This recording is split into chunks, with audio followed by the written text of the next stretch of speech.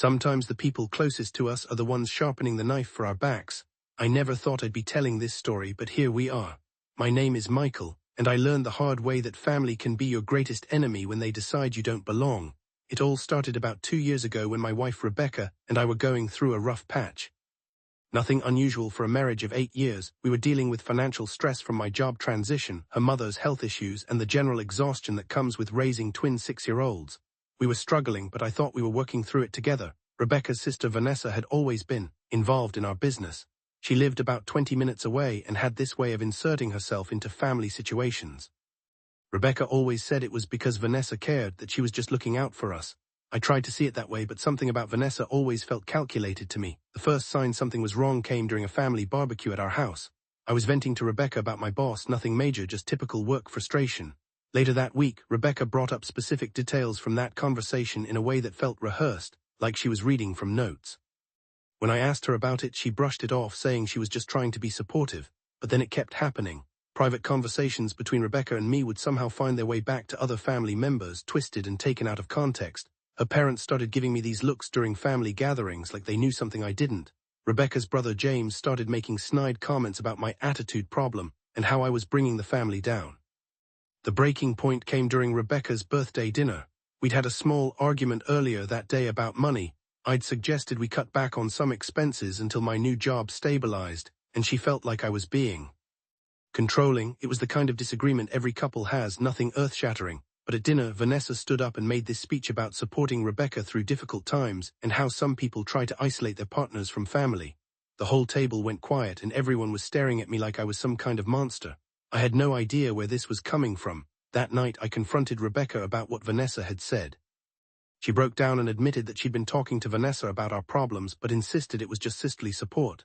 She swore she'd never said anything to make me look bad. I wanted to believe her, but the evidence suggested otherwise. Things escalated quickly after that. Rebecca's family started excluding me from gatherings. When I did attend, conversations would stop when I entered rooms.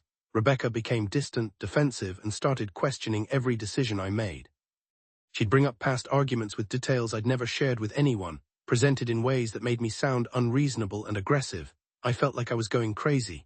My own wife was turning against me based on conversations I'd apparently had, but that didn't match my memory at all.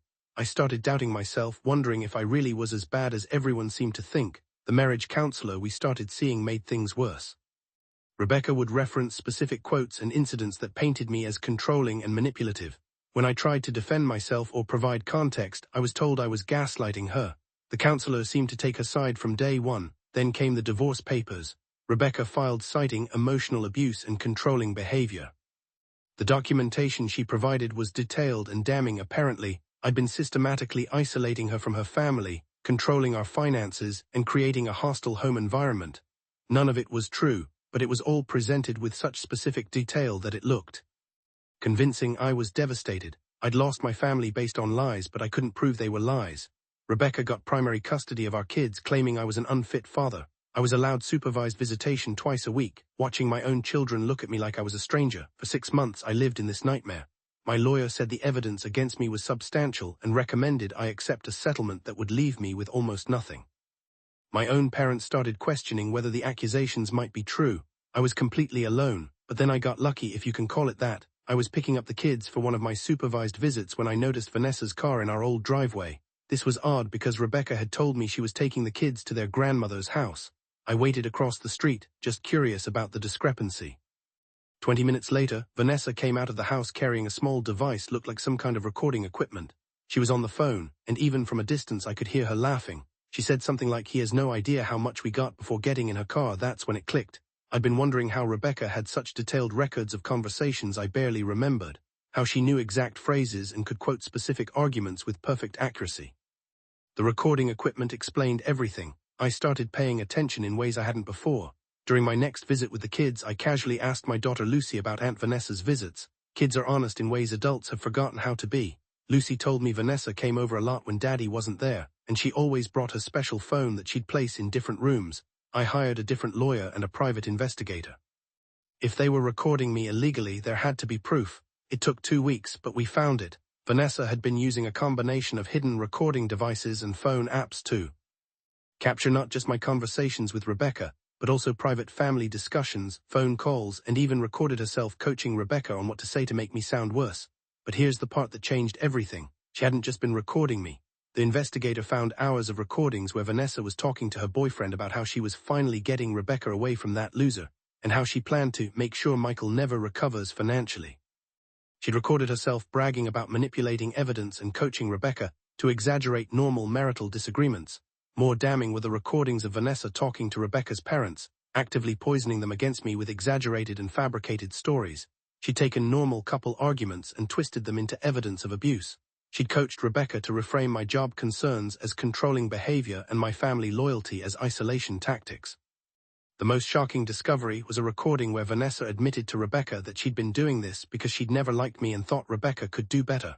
She'd been systematically destroying my marriage from the inside for over a year. My new lawyer presented everything to the court. The illegal recordings were inadmissible as evidence in the divorce, but they were perfectly admissible as evidence of fraud, manipulation, and conspiracy. We also had proof that my original statements and behavior had been misrepresented. The divorce proceedings came to a screeching halt.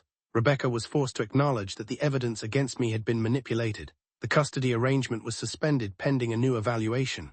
Her lawyer withdrew from the case citing ethical concerns, but I wasn't done. I wanted everyone who'd believed those lies to know the truth. I waited until Rebecca's father's retirement party, the first family gathering I'd been invited to since the divorce proceedings started. The entire extended family was there, including all the people who turned against me based on Vanessa's manipulated evidence. During the speech portion of the evening, I asked if I could say a few words about family truth and forgiveness. Rebecca looked terrified but couldn't object without causing a scene. I didn't play the recordings publicly that would have been cruel to Rebecca and the kids. Instead, I simply told the truth about what had been discovered. I explained that the evidence against me had been fabricated, that private conversations had been illegally recorded and manipulated, and that I'd lost a year of my life and my relationship with my children based on lies. The room went silent. Vanessa tried to leave, but I wasn't finished. I explained that while I forgave Rebecca for believing her sister's manipulation, I could never forgive the person who'd orchestrated the destruction of my family for personal reasons. I said that trust, once broken through deliberate deception, could never be fully restored. Vanessa stood up and tried to deny everything, but by then several family members had put the pieces together. Her own behavior over the past year suddenly made sense. The leading questions, the way she'd insert herself into every family discussion about my marriage, her eagerness to provide evidence of my wrongdoing. Rebecca's parents apologized to me that night. Her brother James shook my hand and admitted he'd been wrong. Most of the family realized they'd been manipulated by someone they trusted, but the real victory came 2 weeks later when Rebecca called me, crying. She'd found some of Vanessa's recording equipment hidden in our old house and finally understood the scope of what had been done to our family. She asked if we could start over, if there was any way to rebuild what we'd lost. I told her the truth, that I forgave her, but that the trust necessary for marriage had been destroyed by forces neither of us could have anticipated. We're working on co-parenting our children and rebuilding our friendship, but the marriage was a casualty of her sister's manipulation. Vanessa moved to another state shortly after the truth came out.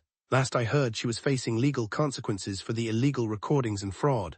Rebecca cut all contact with her. The kids are doing better now. They don't fully understand what happened, but they know Daddy isn't the bad guy anymore.